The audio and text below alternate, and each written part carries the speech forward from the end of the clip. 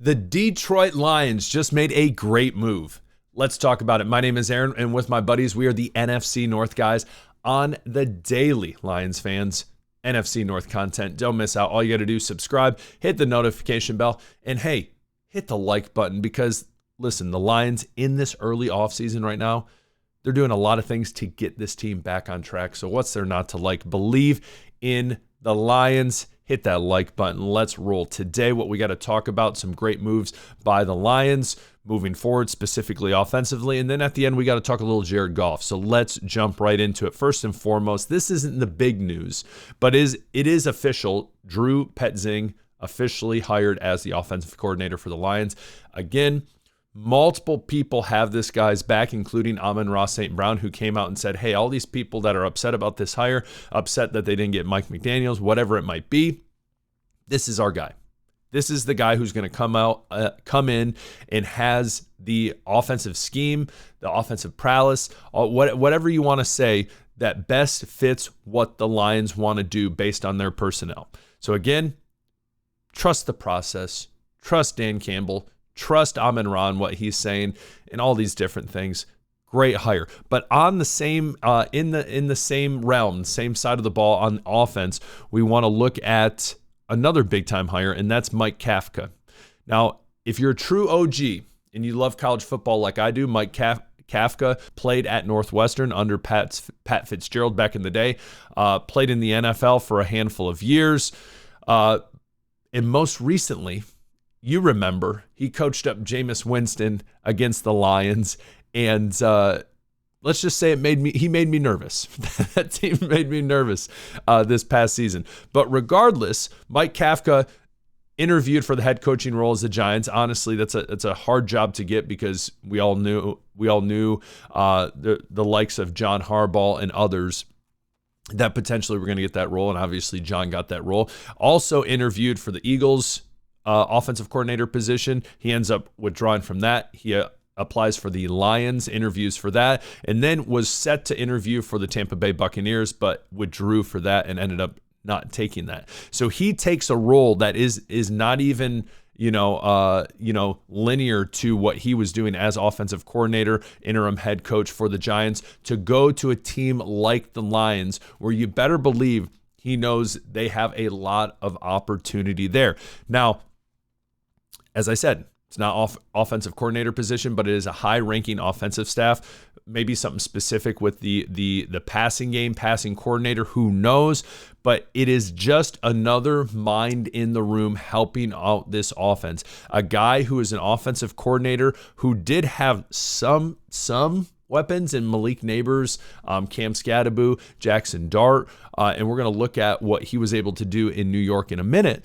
But again, it's also a guy that Petzing can bounce ideas off. They can brainstorm all these different things and truly help this offense get back to what it was in 2024. And obviously, one thing I will always say is they got to get the offensive line fixed first, which if they do, you better buckle up and watch out because this Lions offense has a ton of potential. Everyone knows that. Every single person knows that.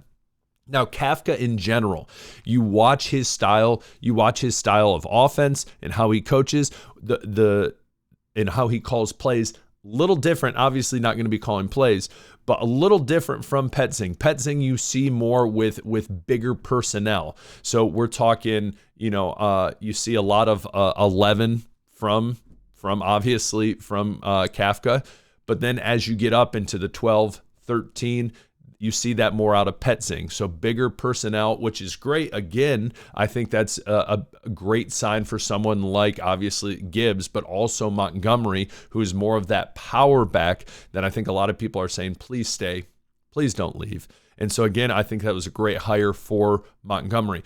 But we look at that shotgun, spreads the team out, a lot of motion, a lot of pre-snap motion, all these different things, giving the quarterback a better understanding of the coverage, whatever it might be.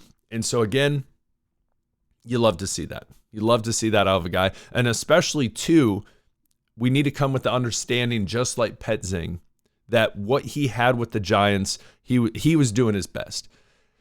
you got to understand he had Russell Wilson in the past. Jackson Dart was much better, but again, he was without Malik Neighbors. He was without Cam Scadaboo, which at the beginning of the season, they really surprised a lot of people with some games and how close they were.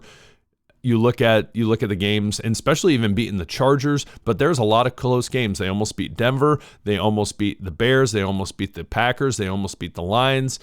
Multiple games that were incredibly close throughout this season.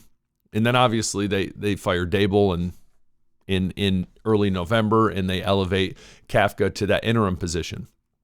But they were competitive. And specifically on the offensive side of the ball, there's a lot of these scores where you're like, hey, in all reality, if you tell me my team puts up 37 points, 34 points in the NFL, why aren't we winning that game? Or 32 points, whatever it might be. Defensively, we need some help, for sure. But again, someone to come in to bounce ideas off who has the offensive coordinator experience, who declines other jobs or withdraws from other jobs because he realizes the best path for his career is to go to a team that has a ton of opportunity like the Lions to go out there and be successful. He's only 38. He's a young guy, not much older than me. A lot of potential. Smart move by him going to the Lions. And not only that, you look at who he's been under. Andy Reid, when he was with the Kansas City Chiefs, Brian Dable, whatever you want to say about him, has a great offensive mind. Matt Nagy, going to pass him. And then Doug Peterson as well. Obviously, Pat Fitzgerald, his college football coach at Northwestern. But brings experience calling plays, brings experience, even though it was in an interim position, being the head coach of a team. It just multiple reasons to be excited to bring in Kafka. So what are your thoughts? Would love to hear from you. I think this is a home run hire, especially a guy that a lot of people thought, oh, he's going to find another job, a linear job being an offensive coordinator. And he takes something less. I'm sure he's still going to be paid great by the Lions, but this is an awesome move by the Lions, really putting this offense that they know is a high caliber offense that can be a juggernaut back like what it was in 2024 when it was at its peak offensively, and it was just beautiful. You better believe they're putting every piece, every key in place to make this offense as best as it can be. So comment below. They get this offensive line right in the offseason. It's going to be dangerous, ladies and gentlemen. What are your thoughts? Comment below. But as I said, Eagles, he pulls out of the Eagles as well. He doesn't decide to interview with the Bucs. Two opportunities that honestly aren't bad at all. But again, he chooses the Lions. He even interviews for the Lions OC position, doesn't get it, but they say, hey, we want to bring you in as a high-ranking offensive, specialist, whatever the heck it might be. You got to love it. He sees the writing on the wall. The Lions are coming back. So comment below. Would love to hear from you. Next up, we got to jump into Jared Goff. Jared Goff getting the nod for the Pro Bowl, replacing Sam Darnold. Honestly, you go look at the stats, ladies and gentlemen, and this, Dan Campbell said it best. I think a lot of people love jumping on we need to get someone else but Jared Goff. Okay, go look at his stats this year. They're just as good as 2023 when they made the NFC Championship game. Most categories, he's easily in the top 2 or top 5. This needed to happen.